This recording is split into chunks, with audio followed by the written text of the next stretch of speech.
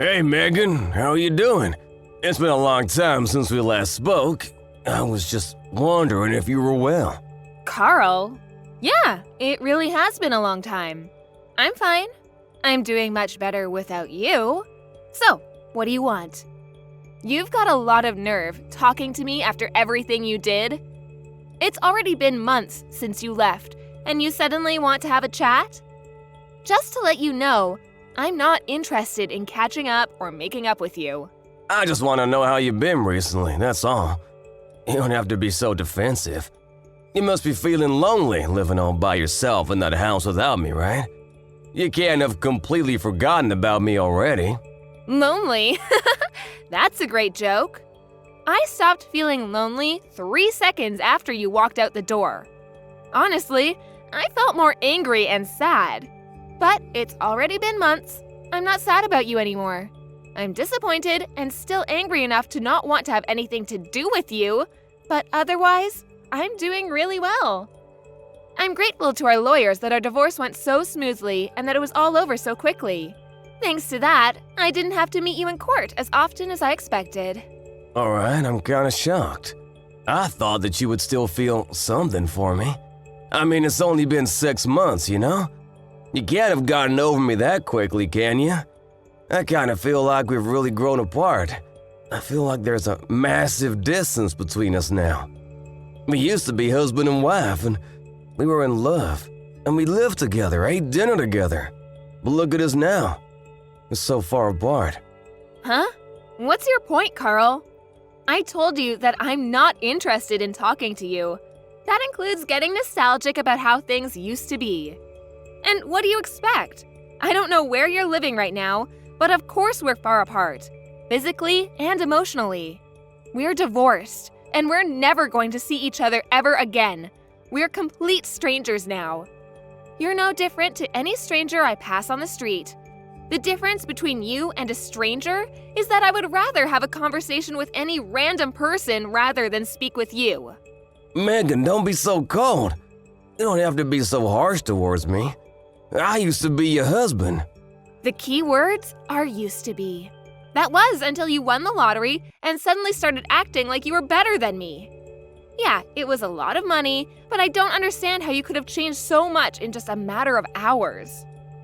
You threw me away on the day you won that lottery, and you're telling me that I'm being cold?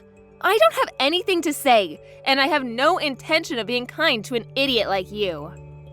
Trust me, I feel really bad for what I did. I know I've been an idiot. That's why I messaged you today. I did something terrible, but I wish you could just talk to me. I'm really sorry. I hurt your feelings.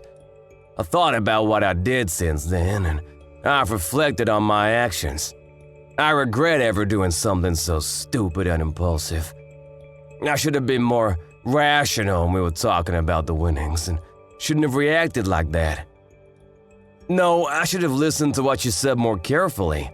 You were being so reasonable about what to do with the money, and I wrecked our marriage because I was so selfish. I regret all of that and more. The fact that you're saying that now means you're in the situation I predicted you'd end up in all those months ago, right? I hate to rub it in, but I told you so. I can't believe it took you so long to realize how wrong you were. I could see it coming from a mile away, but I guess you just had to experience it firsthand. I know, I was stupid and I'm sorry. I finally realized that you warned me that this would happen for my sake. I was too blinded by the money to understand that you were only thinking of me. I wish I could go back in time and change everything, but I can't. I was so stupid and I regret it all. Yeah, you were so stupid. And horrible, too. I get that winning $3 million was a big deal. It's a lot of money, and it's not every day that such a large amount of money comes into hand. I think anyone would panic and get big ideas about how they want to spend their newfound fortune. I was pretty shocked too, and I won't lie, I thought about all the amazing things we could buy too. But the way you reacted was abnormal.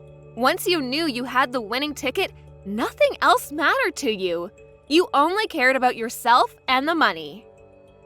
I wasn't thinking straight. It was like I was in a dream state. I couldn't help myself.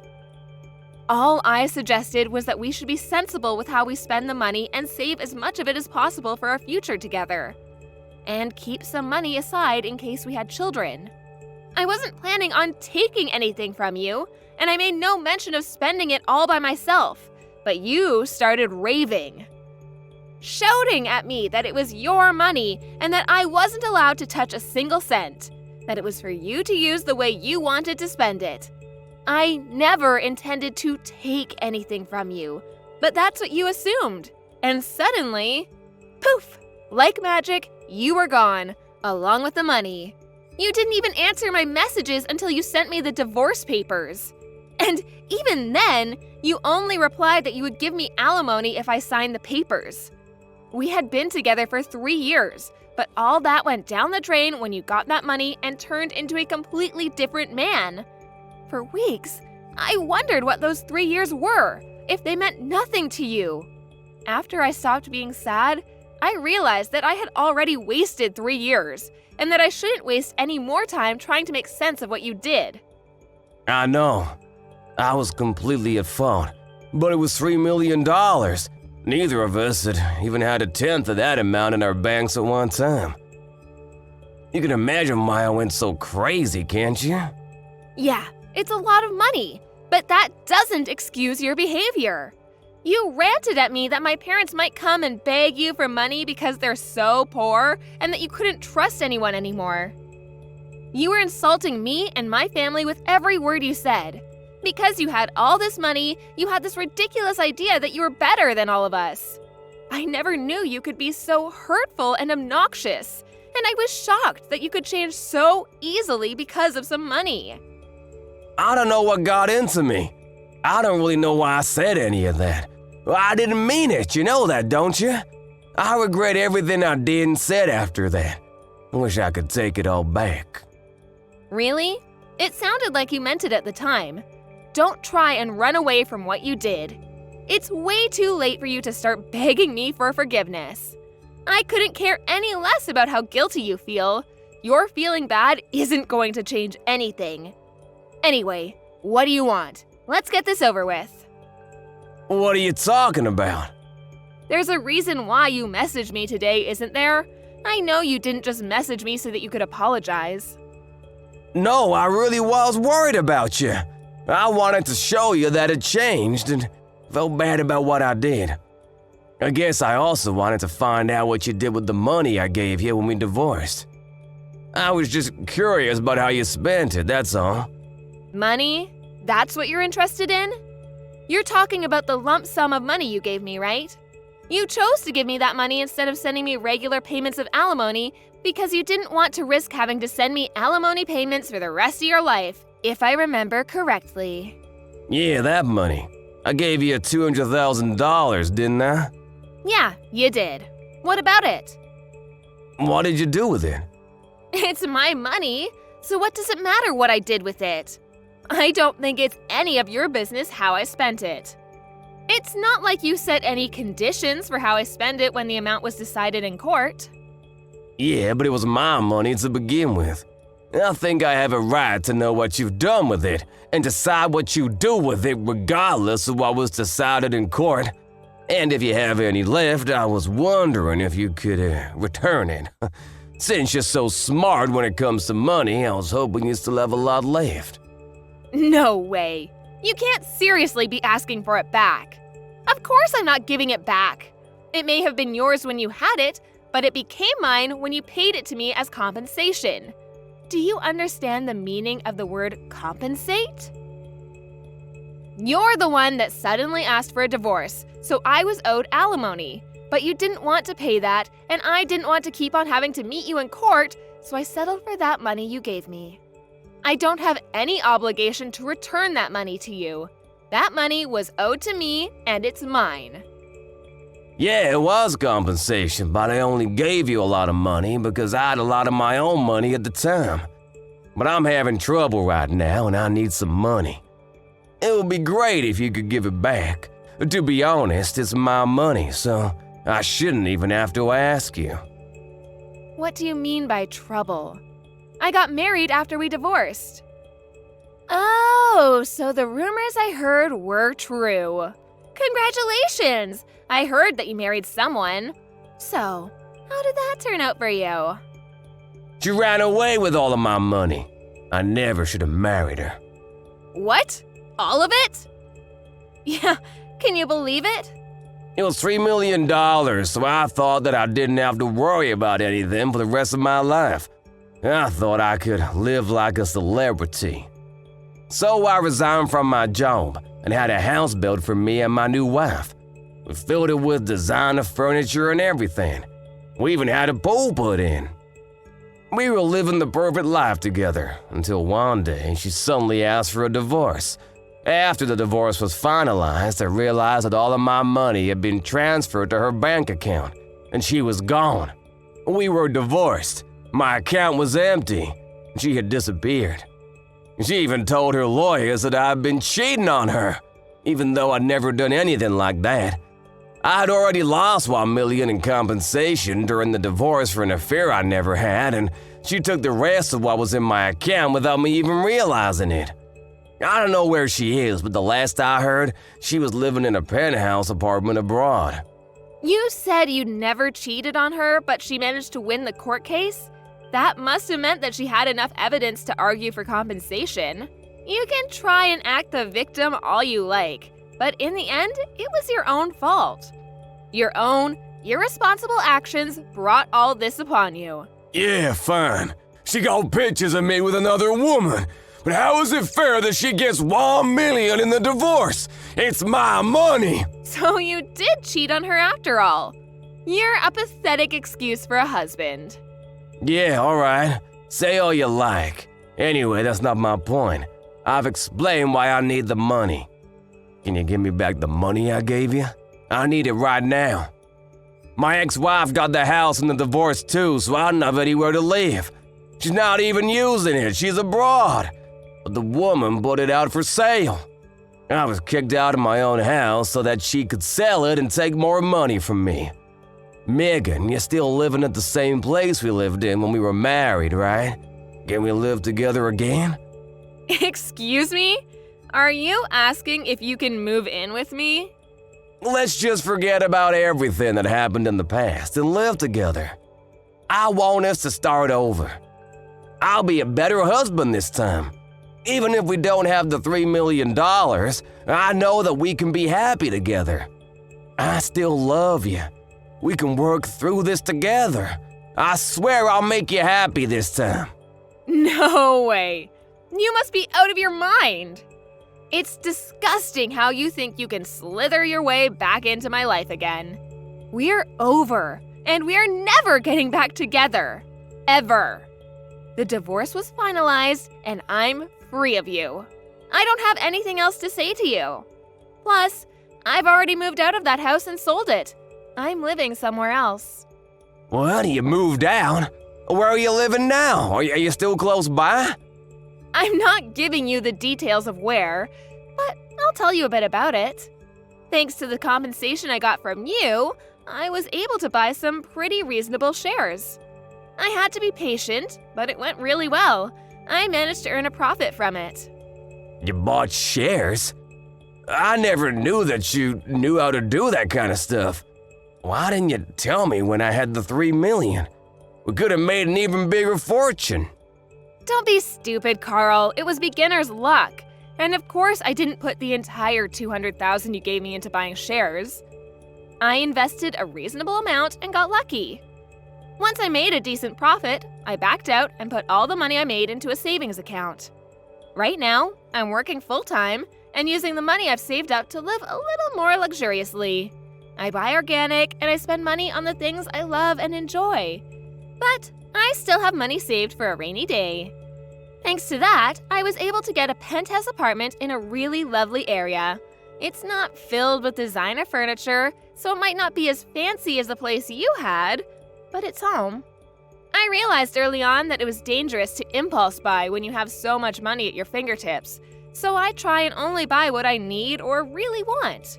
I'm doing really well at work too, so everything's going perfectly. Smooth sailing. I was being serious when I said I was doing better without you. Honestly, I'm grateful that you won that lottery, and I'm glad you told me you wanted a divorce when you did. If you hadn't, I would have been stuck with you. You living in a penthouse apartment too? You're kidding! I never imagined that you would end up being so successful. It's only been 6 months since we divorced. But that's my money you're standing on. You and my other exes, you're both living in luxury thanks to me. It's money we were owed.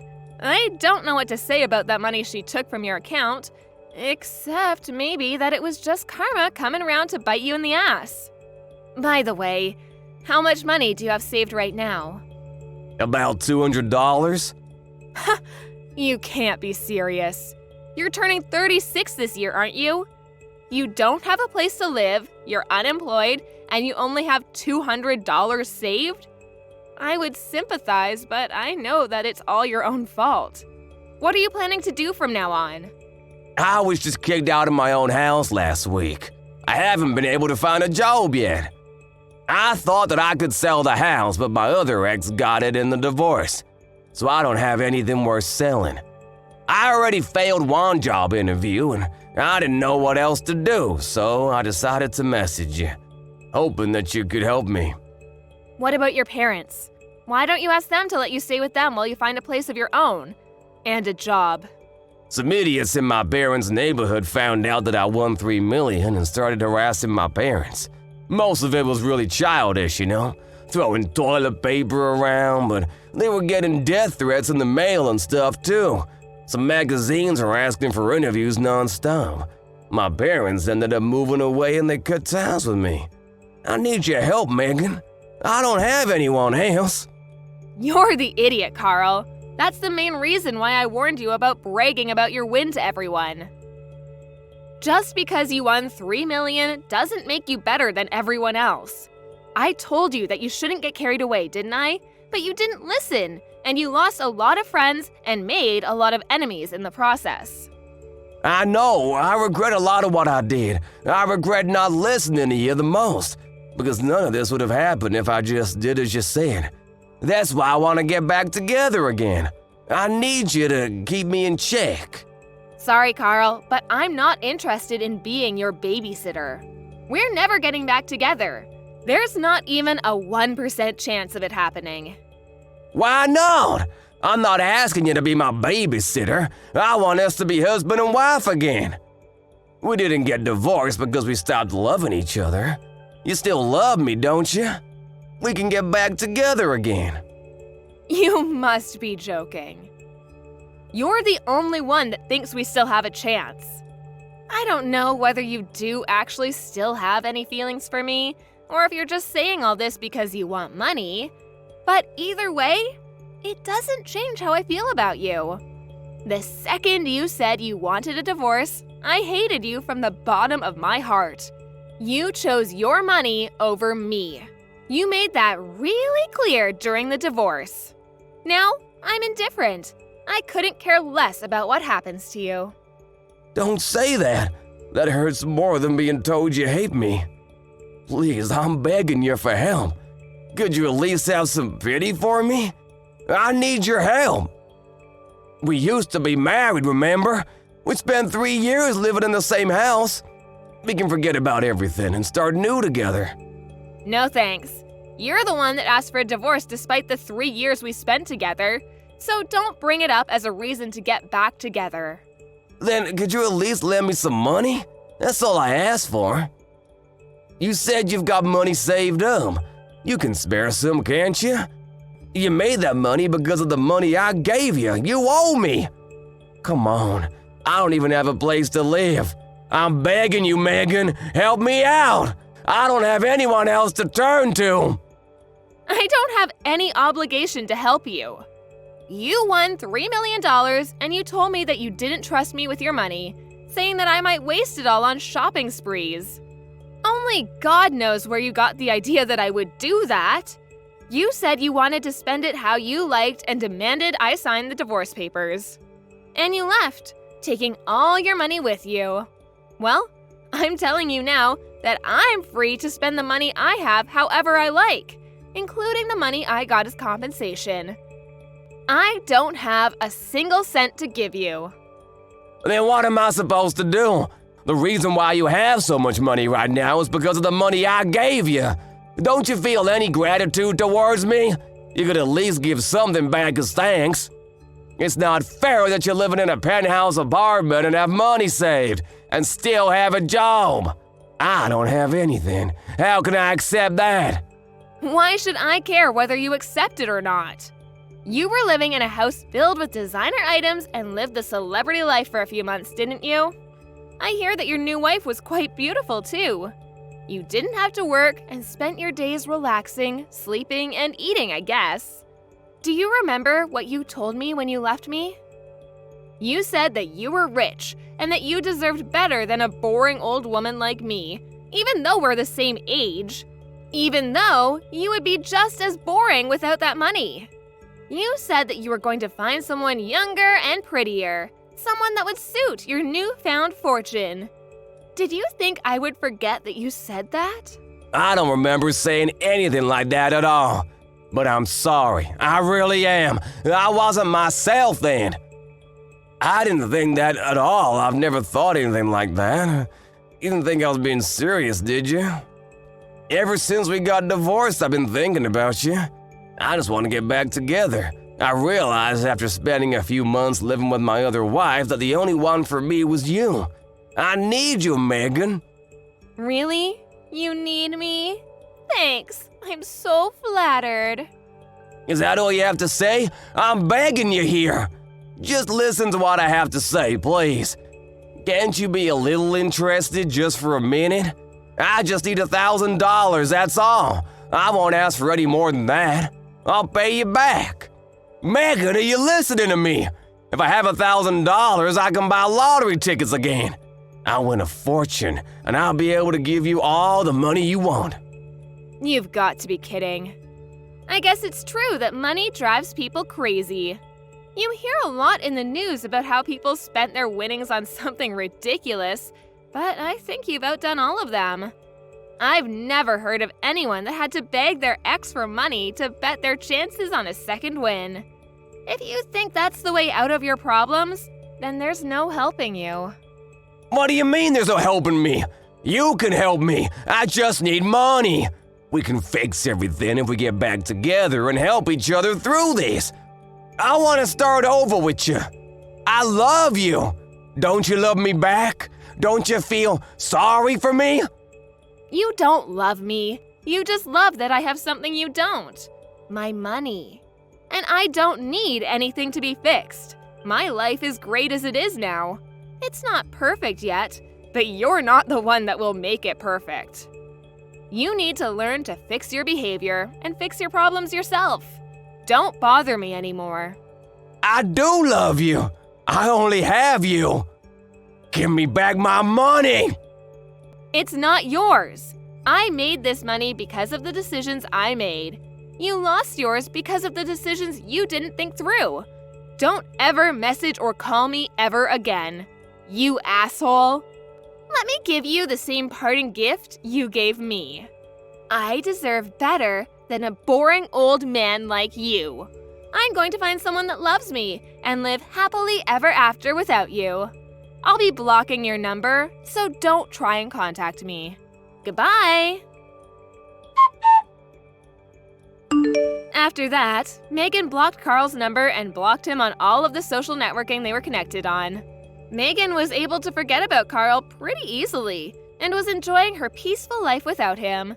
She was living her ideal life, focusing on her career and coming home to the apartment she had taken care to furnish with things she loved. Carl, however, had used up what remained of his savings and still couldn't pass an interview because of his obvious lack of work ethic. He didn't change his attitude and blamed the interviewers for not passing him. As a result, he started borrowing money from loan sharks, and with that money, he began gambling at his nearest casino. Of course, it wasn't that easy to make a fortune, and the gambling only made his debt bigger and bigger. He was digging his own grave. But he still didn't change his attitude. After realizing how big his debt had gotten, he became desperate. But instead of trying for another job interview, he tried to steal money from a convenience store and was caught by the police. Megan found out about Carl's arrest on the morning news, but was too indifferent to care.